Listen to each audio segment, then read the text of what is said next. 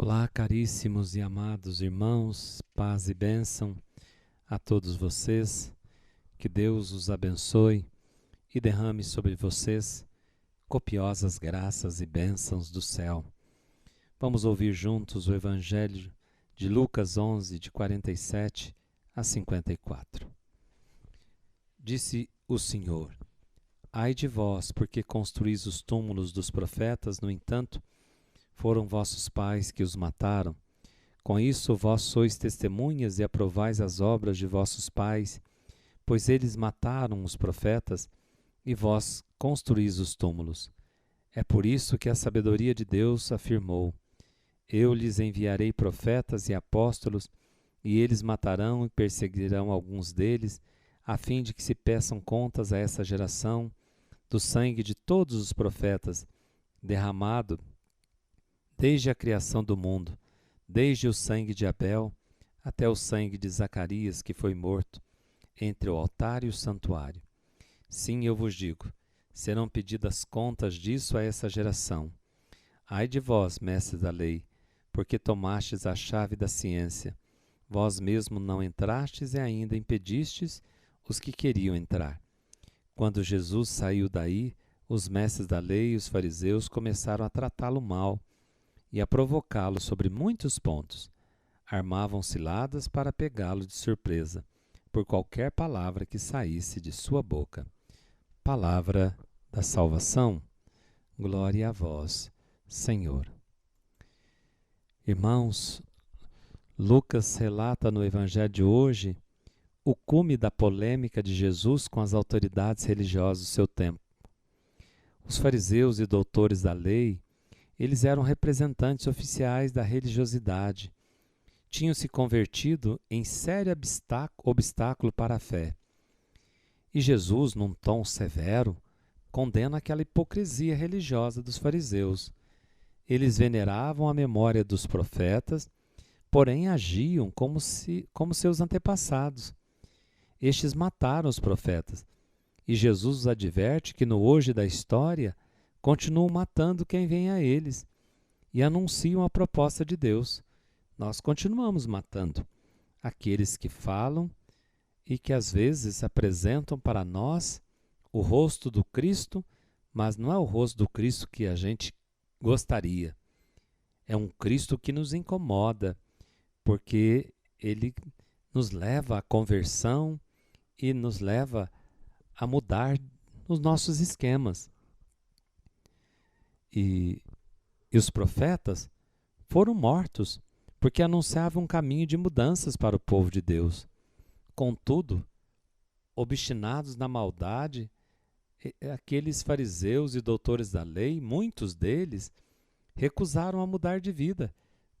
Jesus disse: Vós mesmos não entrastes e ainda impedistes os que queriam entrar. Com Jesus estava acontecendo a mesma coisa. Veneravam os profetas, mas recusavam escutar a voz de Deus, a qual os profetas anunciaram. E pode ocorrer tal procedimento ainda hoje conosco, irmãos. Podemos afirmar que amamos Jesus e permanecer trilhando um caminho oposto do Evangelho, aquele que o Evangelho nos indica. Jesus diz aos fariseus e a nós que Deus irá pedir contas do sangue dos justos derramados. Deus irá pedir contas a nós pelas mortes violentas de tantos profetas do nosso tempo, que morrem por anunciar a conversão, a não violência, para que mudemos de vida. Serão pedidas contas a essa geração de tanta exploração, injustiças, mortes que se cometem, e nós continuamos insensíveis ao grito dos que sofrem.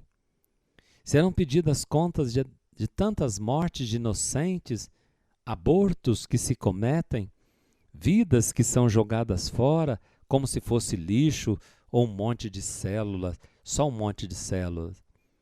Serão pedidas contas a essa geração desse consumismo desenfreado que mata, que fere a natureza, poluindo, matando a vida, destruindo a natureza por ganância e cobiça. Essa geração sou eu e você. Somos nós que não podemos nos calar diante das injustiças, mentiras, corrupções que se cometem. Temos que gritar, temos que falar, cobrar daqueles que têm autoridade legítima para reverter tal situação. Mas antes precisamos nos converter, eu me converter, com radicalidade de coração sincero ao Senhor. Mudar também nossas atitudes, nosso comportamento, para não ocorrer que se exija dos outros quando nós cometemos aquilo que denunciamos. Sejamos coerentes. Jesus, no Evangelho, diz aos fariseus que eles têm a chave da ciência.